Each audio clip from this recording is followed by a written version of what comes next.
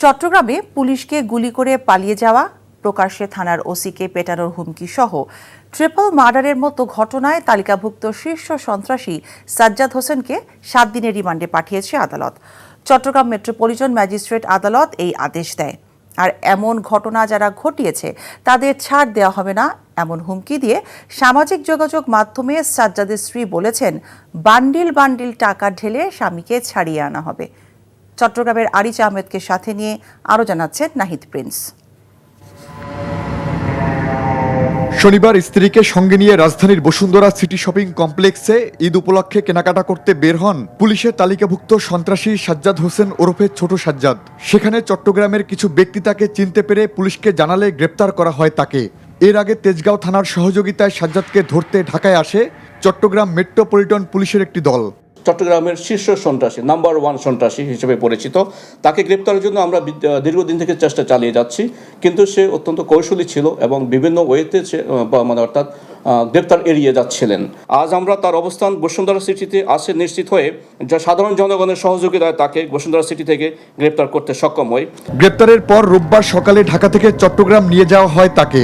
পরে চান্দগাঁও থানার তাহসিন হত্যা মামলায় 14 দিনের রিমান্ডের আবেদন করে পুলিশ। সাজ্জাদকে ধরা হলো, গ্রেপ্তার করা হলো। আমি মনে করি এটা বাকিগুলোর জন্য একটা মেসেজ, একটা খুব স্ট্রং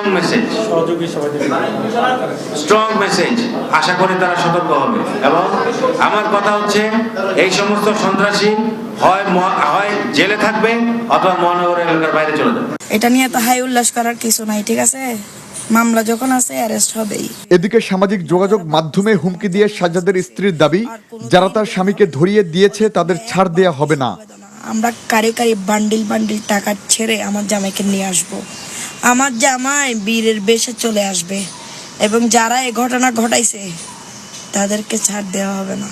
এদিকে 2024 সালের 4 ডিসেম্বর চট্টগ্রাম নগরীর অক্সিজেন এলাকায় সাজ্জাদকে ধরতে গেলে পুলিশের উপর গুলি চালায় আলোচিত এই শীর্ষ সন্ত্রাসী।